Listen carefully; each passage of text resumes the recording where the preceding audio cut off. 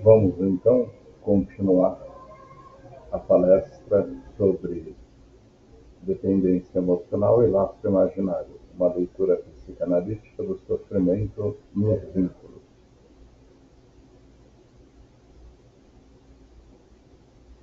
A separação simbólica. A saída da dependência emocional não se dá necessariamente pela ruptura concreta do vínculo. Muitas vezes, o sujeito rompe relações, muda de parceiro, se afasta fisicamente, mas permanece preso à mesma lógica psíquica. A dependência não está apenas no outro real, mas no lugar que esse outro ocupa na economia subjetiva. É por isso que a psicanálise insiste: o que está em jogo não é apenas separar-se de alguém, mas operar uma separação simbólica. Separar-se simbolicamente significa retirar o outro do lugar de garantia absoluta da existência. Significa reconhecer que o outro não é aquilo que sustenta o eu, não é o eixo que organiza a identidade, nem a resposta definitiva para a falta. Enquanto o outro ocupa esse lugar, qualquer ameaça ao vínculo é vivida como risco de aniquilamento. Não se perde apenas uma relação, perde-se o chão, o sentido, a própria imagem de si. No laço imaginário, o outro funciona como extensão do eu. Ele é convocado a confirmar valor, identidade e existência. Por isso, separar-se não é simples. A separação é sentida como abandono traumático, rejeição radical ou prova de desamor absoluto, mesmo quando a relação é fonte de sofrimento. O sujeito permanece preso a ela porque, inconscientemente, acredita que sem esse outro não há sustentação possível. A separação simbólica não é um gesto de força nem um ato de vontade. Ela é um efeito de trabalho psíquico. Ela se produz quando o sujeito pode reconhecer que aquilo que buscava no outro diz respeito à sua própria falta, à sua história e às marcas deixadas pelas primeiras relações. Quando isso começa a se inscrever, o outro perde o estatuto de solução e passa a ser reconhecido como sujeito, com limites, desejo próprio e impossibilidade de completude. Sem essa operação simbólica, toda tentativa de separação tende a fracassar. O sujeito pode até sair de uma relação, mas carrega consigo a mesma demanda inconsciente. O resultado é a repetição, novos vínculos se organizam da mesma forma, novas promessas de completude são feitas e o mesmo sofrimento retorna sob outras máscaras. O que não foi simbolizado retorna como destino. Na clínica, vemos com frequência sujeitos que dizem: eu mudo de parceiro, mas a história é sempre a mesma. Isso indica que a separação real ocorreu, mas a separação simbólica não. O outro foi trocado, mas o lugar que ele ocupa permaneceu intacto. A psicanálise não força separações nem prescreve afastamentos. Ela cria as condições para que o sujeito possa suportar a perda do lugar imaginário que o outro ocupava. Esse é um trabalho delicado, pois implica luto, luto da fantasia de completude, luto de ilusão, luto da ilusão de segurança absoluta, luto da imagem de um amor que salvaria. Quando a separação simbólica se torna possível, algo se transforma profundamente. O sujeito já não precisa se agarrar ao vínculo para existir. A ausência deixa de ser vivida como catástrofe e passa a ser experimentada como falta suportável. O amor, então, pode deixar de ser necessidade vital e torna-se escolha. Separar-se simbolicamente não é deixar de amar, é deixar de desaparecer para amar. É nesse ponto que o laço deixa de ser prisão e pode finalmente tornar-se um encontro entre dois sujeitos que não se garantem mutuamente, mas que podem ainda assim caminhar juntos.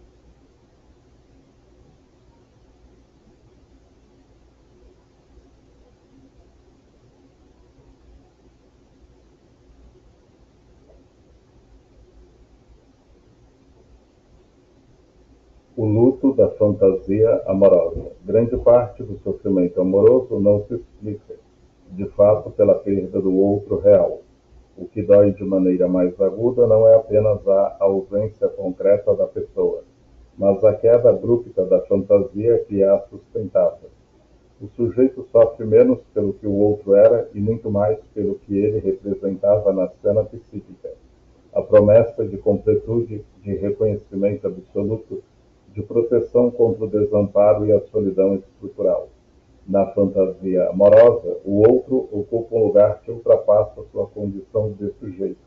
Ele se torna suporte de uma narrativa imaginária, na qual finalmente tudo faria sentido. A história pessoal, as faltas passadas, as feridas antigas, ama-se então não apenas uma pessoa, mas um roteiro inteiro de salvação. Quando esse roteiro colapsa, o que se perde não é só o vínculo, mas uma versão de si mesmo que existia apenas naquela cena. É por isso que muitas separações produzem um sofrimento desproporcional à relação concreta que foi vivida. O luto não se dirige apenas ao outro, mas à imagem de um futuro que nunca chegou a existir. Sofre-se pela queda do agora vai, do com ele, ela será diferente, do finalmente serei escolhido, amado, cuidado. A dor emerge quando o sujeito se vê confrontado com o fato de que nenhuma relação pode garantir aquilo que a fantasia prometia. Esse luto é particularmente difícil porque exige uma renúncia narcísica. É preciso aceitar que o outro não veio para preencher a falta, que o amor não anula o desamparo e que não há parceiro capaz de sustentar integralmente a existência do sujeito. Essa constatação costuma ser vivida, inicialmente, como uma perda devastadora, pois desmonta uma das defesas mais fundamentais contra a angústia. A psicanálise não tem como objetivo destruir o amor nem conduzir o sujeito ao cinismo afetivo. Ao contrário, ela possibilita elaborar o luto da fantasia amorosa sem recorrer à desvalorização do outro, sem idealizações defensivas e sem a necessidade de repetir a mesma cena em novos vínculos. Trata-se de separar o amor da ilusão de completude. Quando a fantasia é elaborada, algo se transforma na posição subjetiva. O sujeito pode reconhecer o que buscava no outro, o que projetava, o que tentava reparar. Esse reconhecimento não empobrece o amor, ele o torna mais possível. O outro deixa de ser carregado com a tarefa impossível de salvar, completar ou garantir a existência de alguém. Elaborar o luto da fantasia amorosa é um trabalho silencioso e muitas vezes doloroso, mas é também o que permite que o amor deixe de ser uma cena imaginária e passe a se inscrever no campo do encontro entre dois sujeitos falhos, incompletos e desejantes. Nesse ponto, o amor não desaparece, ele se desloca. De promessa de salvação passa a ser experiência. De ilusão de completude torna-se laço possível. Amor e responsabilidade subjetiva. Quando o sujeito deixa de atribuir ao outro a função de sustentação de sua existência psíquica, ocorre um deslocamento decisivo em sua posição diante do amor. O parceiro deixa de ocupar o lugar de garantia, de sentido, de identidade, de estabilidade emocional, e o sujeito passa a se confrontar com algo que até então permanecia recalcado, a própria implicação em seus modos de amar, escolher e permanecer. Esse deslocamento não acontece sem resistência. Durante muito tempo é mais suportável acreditar que o sofrimento amoroso é causado exclusivamente pelo outro, pelo abandono, pela frieza, pela ausência, pela falha do parceiro. Essa narrativa preserva o eu de um confronto mais doloroso, mas também mais transformador, o reconhecimento de que é algo de próprio que se repete, que insiste, que retorna nos vínculos, independentemente da pessoa escolhida. A responsabilidade subjetiva, tal como a psicanálise a concebe, não se confunde com culpa. Culpar-se implica uma lógica moralizante, punitiva que frequentemente paralisa o sujeito e o aprisiona em novos ideais de desempenho afetivo. Eu deveria ter sido diferente. Eu errei. Eu fracassei no amor. A responsabilidade subjetiva opera em outro registro. Ela supõe a pergunta: o que de mim estava em jogo nesse laço? Assumir responsabilidade é reconhecer que o modo como se ama não é acidental. Ele é atravessado por histórias infantis, por marcas de linguagem, por fantasias inconscientes, por tentativas repetidas de responder a algo que faltou. O sujeito não escolhe livremente seus amores, mas tampouco é um simples refém do destino ou do comportamento do outro. Há uma lógica singular que organiza suas escolhas, mesmo quando elas parecem conduzir sempre ao mesmo lugar de sofrimento. Quando o outro deixa de ser responsabilizado pela sustentação psíquica do sujeito, a relação muda de estatuto. O parceiro não é mais convocado a tapar buracos, a reparar feridas antigas ou a garantir que o sujeito exista. Isso alivia o laço de uma exigência impossível e paradoxalmente abre espaço para uma relação mais ética. Amar deixa de ser uma demanda disfarçada e pode se aproximar de um encontro entre dois sujeitos faltantes. Esse movimento também implica reconhecer as próprias repetições. Muitos pacientes chegam à clínica perguntando por que sempre se envolvem com o mesmo tipo de pessoa ou por que todas as relações terminam da mesma forma. A responsabilidade subjetiva não oferece respostas rápidas, mas permite que o sujeito escute o que se repete como tentativa, ainda que falha, de dar uma solução à própria falta. Repetir não é um erro moral, é um modo de insistir onde algo não pôde ainda ser simbolizado.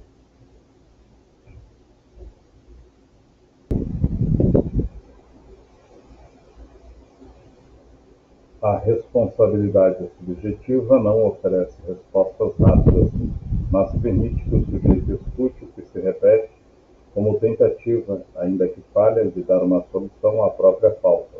Repetir não é um erro moral, é um modo de insistir onde algo não pôde ainda ser simbolizado. Ao se responsabilizar por seu modo de amar, o sujeito deixa de ocupar exclusivamente a posição de vítima, sem precisar com isso assumir a de culpado. Ele passa a reconhecer sua participação ativa no laço, inclusive nas escolhas que o fazem sofrer. Esse reconhecimento é muitas vezes angustiante, porque dissolve a ilusão de que basta encontrar a pessoa certa para que tudo se organize, mas é também profundamente libertador. A partir desse ponto, o amor deixa de ser vivido como destino ou condenação e passa a ser uma escolha atravessada pelo desejo. Não uma escolha consciente no sentido ingênuo do termo, mas uma escolha que pode, pouco a pouco, ser interrogada, deslocada, transformada. O sujeito pode não controlar o que sente, mas pode se responsabilizar pela posição que ocupa diante do que sente. Responsabilidade subjetiva, portanto, não significa amar melhor, acertar mais ou sofrer menos. Significa amar sem se apagar, sofrer sem se aniquilar e, sobretudo, deixar de exigir do outro aquilo que nenhum laço pode oferecer, a garantia da própria existência. Nesse ponto, o amor não perde sua intensidade. Ele ganha densidade.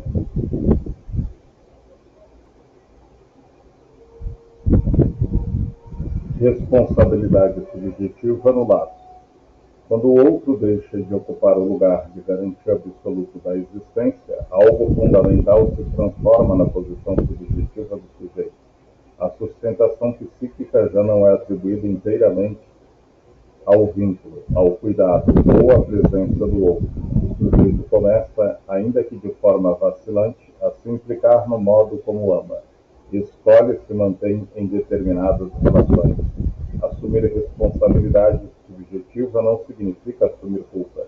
A psicanálise faz uma distinção rigorosa entre culpa e responsabilidade. A culpa paralisa, moraliza e mantém o sujeito preso a uma lógica de dívida interminável. A responsabilidade, ao contrário, produz movimento. Ela permite reconhecer que há algo de próprio em jogo no modo como cada um constrói seus vínculos, repete certas cenas e insiste em determinados impasses. Nesse ponto do percurso analítico, o sujeito começa a perceber que o sofrimento relacional não se explica apenas pelo comportamento do outro, pelas circunstâncias externas ou pelo azar amoroso. Há uma lógica inconsciente que se repete, um modo particular de se posicionar no laço que insiste, mesmo quando o cenário muda. Essa constatação não é simples nem confortável. Ela exige renunciar à posição de vítima absoluta e aceitar que o sujeito participa, ainda que inconscientemente, daquilo que o faz sofrer. Mas é justamente aí que se abre uma possibilidade de transformação. Aquilo que se reconhece como próprio deixa de ser vivido como destino. A responsabilidade subjetiva permite que o amor deixe de ser uma resposta automática à angústia e se torne uma escolha que inclui limites, perdas e riscos, mas que não se apoia mais na expectativa de que o outro venha reparar o que falta. Quando o sujeito se responsabiliza por seu modo de amar, ele não se torna imune ao sofrimento, mas passa a ocupar uma posição menos alienada no lar. O vínculo deixa de ser um lugar onde se espera salvação e pode se tornar um espaço de encontro possível entre dois sujeitos, cada um responsável por sua própria falta. A solidão estruturante. Um dos efeitos mais difíceis e ao mesmo tempo mais libertadores do percurso analítico é a possibilidade de suportar a solidão estrutural. Trata-se de uma experiência que costuma gerar resistência, angústia e muitas vezes medo. Não porque o sujeito esteja destinado ao isolamento, mas porque se confronta com algo fundamental da condição humana. Ninguém pode existir, desejar ou amar no lugar do outro. Essa solidão não é a solidão do abandono, do desamparo social ou da exclusão afetiva. Ela não se confunde com estar só no mundo. Trata-se de uma solidão estrutural, inerente ao fato de que o sujeito é atravessado por uma falta que não pode ser preenchida por nenhum vínculo, por nenhum amor, por nenhuma presença constante. Na dependência emocional, essa solidão é frequentemente negada. O outro é convocado a ocupar o lugar de antídoto contra ela. Ama-se para não ficar só, para não confrontar o vazio, para não sustentar a própria incompletude. O laço, então, torna-se defesa contra essa solidão fundamental, mas ao preço da captura, da fusão e da anulação subjetiva. O trabalho analítico permite um deslocamento delicado, porém decisivo, ao longo da análise. O sujeito pode começar a suportar essa solidão sem vivê-la como catástrofe. Ele passa a reconhecer que há um ponto em si que não será alcançado pelo outro, e há um núcleo de experiência que permanece irredutivelmente singular. Esse reconhecimento não empobrece o laço amoroso. Ao contrário, ele o torna possível, quando o sujeito aceita que o outro não pode salvá-lo, completá-lo ou existir por ele. O vínculo deixa de ser exigência e pode se tornar escolha. O amor deixa de funcionar como remendo para a angústia e passa a ser encontro entre dois sujeitos separados, cada um responsável por seu próprio desejo. Sustentar a solidão estruturante é sustentar a própria existência como não toda, como incompleta, mas viva. É aceitar que o amor não elimina a falta, mas pode coexistir com ela. É justamente essa aceitação que permite que o laço deixe de ser prisão e se transforme em espaço de circulação do desejo. A análise não promete livrar o sujeito da solidão estrutural. Ela oferece algo mais preciso, a possibilidade de habitá-la sem desespero e, a partir dela, amar sem perder. Amar sem se perder. O risco necessário do amor. A psicanálise não tem como objetivo proteger o sujeito do risco do amor. Ela não promete relações seguras, garantias ou imunes, garantias ou imunes à perda. Amar continuará sendo, inevitavelmente, uma experiência arriscada, imprevisível e atravessada pela possibilidade de frustração, desencontro e luto. Qualquer promessa de amor sem risco pertence ao campo da ilusão.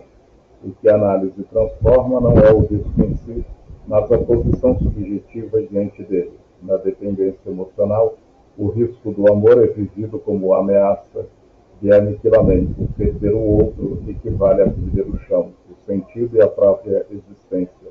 O amor torna-se então uma aposta desesperada. Tudo ou nada, ou o outro permanece garantindo a consistência do eu, ou tudo desmorona. Com o avanço do trabalho analítico, algo se desloca.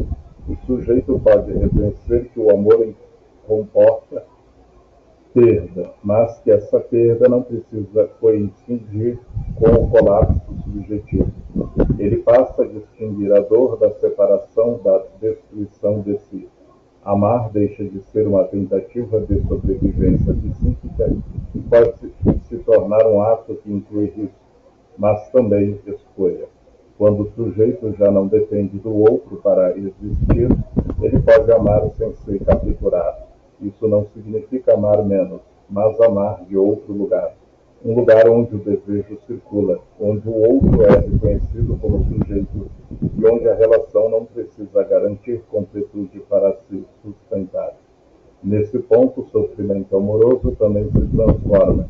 Ele continua existindo, mas já não aniquila. O sujeito pode sofrer sem desaparecer, perder sem se perder, atravessar o luto sem precisar negar a falta. O amor deixa de ser uma promessa de salvação e passa a ser um encontro possível entre dois sujeitos faltantes. A psicanálise não ensina a evitar o risco do amor. Ela ensina a não confundir risco com a anulação. Amar implica sempre perder algo, a ilusão de controle, a fantasia de completude, a certeza de permanência. Quando o sujeito pode suportar essas perdas, o amor deixa de ser prisão e se torna experiência viva. Talvez seja isso que a análise permite. Não amar com garantias, mas amar sem ser destruído.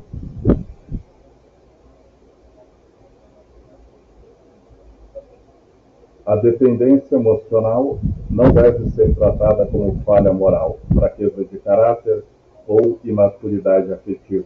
Ela é, antes de tudo, um modo de solução, uma tentativa singular do sujeito de lidar com a falta, com o desamparo e com a angústia que atravessam a condição humana. Em algum momento da história psíquica, depender do outro foi a forma possível de não cair, de não se perder, de não entrar em colapso. Por isso, a psicanálise não se apressa em corrigir a dependência emocional. Ela a escuta. Escuta o que nela se repete, o que nela insiste, o que nela tenta, ainda que de maneira sofrida, sustentar a existência do sujeito no laço com o outro. Onde há dependência, há também uma pergunta não formulada sobre o amor, sobre o lugar que se ocupa para o outro e sobre o valor da própria existência. O trabalho analítico não visa eliminar o vínculo, tampouco ensinar a não precisar de ninguém. Essa lógica de autossuficiência é apenas outra forma de defesa. O que a análise possibilita é um deslocamento, sair do amor vivido como necessidade de sobrevivência para um amor que possa comportar desejo, falta e alteridade. A psicanálise não promete relações ideais, harmoniosas ou livres de conflito. Ela não oferece garantias de felicidade amorosa. O que ela oferece é algo mais ético e, ao mesmo tempo, mais exigente. A possibilidade de existir no laço sem desaparecer de si, de amar sem se anular, de desejar sem se transformar o outro em objeto de salvação. Nesse percurso, o sujeito aprende, não sem dor, que o outro não vem para completar aquilo que falta. Aprende que nenhuma relação pode tamponar definitivamente o vazio estrutural, mas aprende também que esse vazio não precisa ser vivido como catástrofe. Ele pode ser sustentado, simbolizado e até se tornar motor do desejo. Talvez amar seja justamente isso, suportar o que o outro não nos complete.